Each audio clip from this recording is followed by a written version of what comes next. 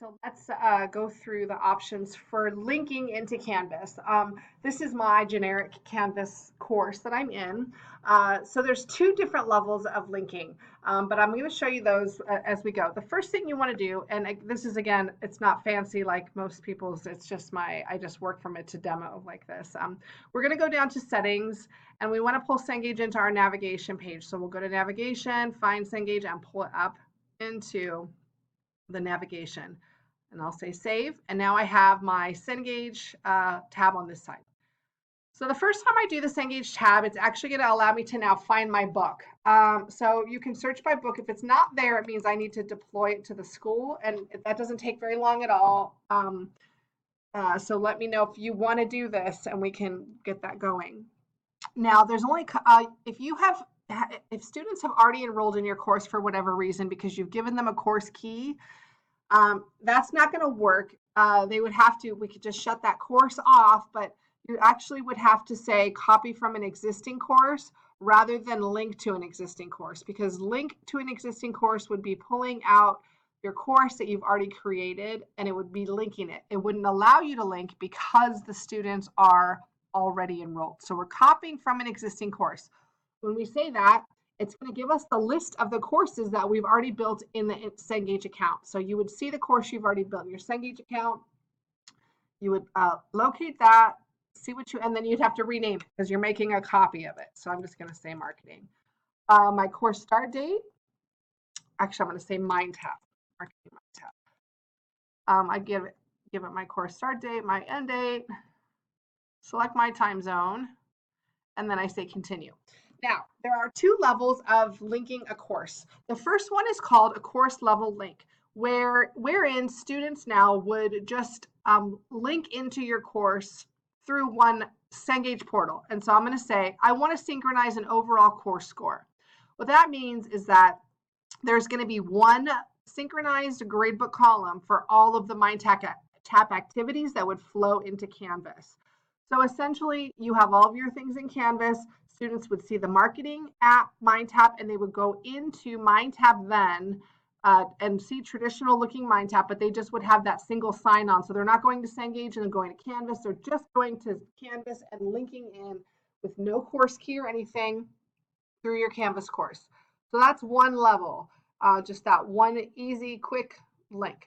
Now, the next one is called deep linking. And what we do for that is you would click on this assignment. And this actually means that rather than one portal, you could actually pull over all of the different assignments from MindTap. So students would link those. Now, to do that, I need to switch this here to say I want an activity score.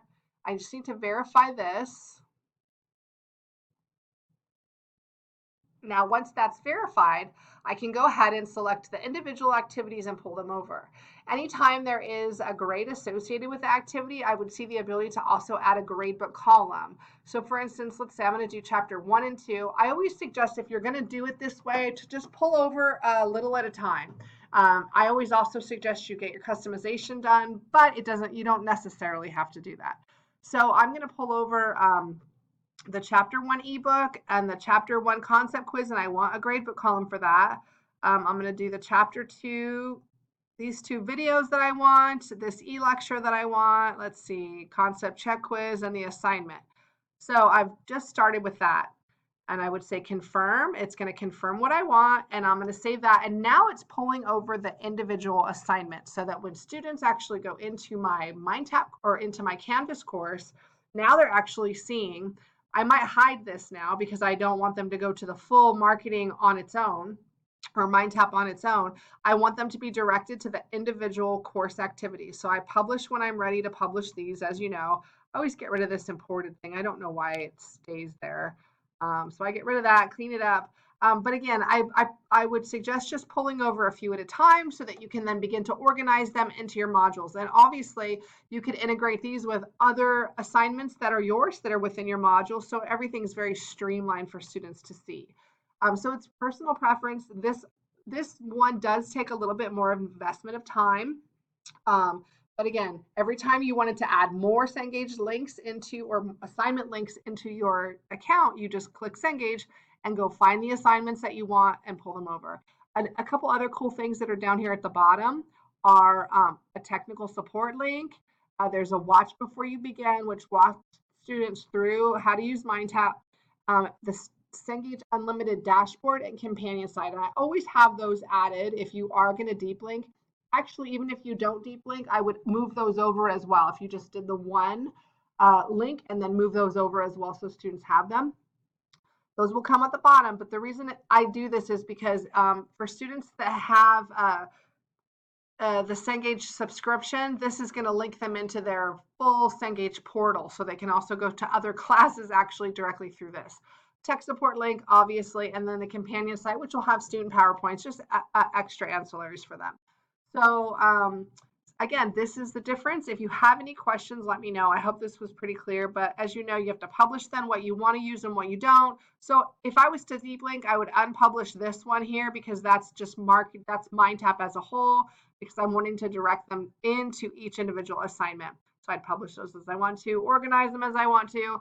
A lot of times I'll create a Cengage module up on top that might have directions on how to access, things like that. But they're able to actually click into any module for the first time or any assignment, and they'll be prompted to register into your course. So again, if you do it like this, they don't need any course key. You don't want to give them any course key because it would put them outside of this course.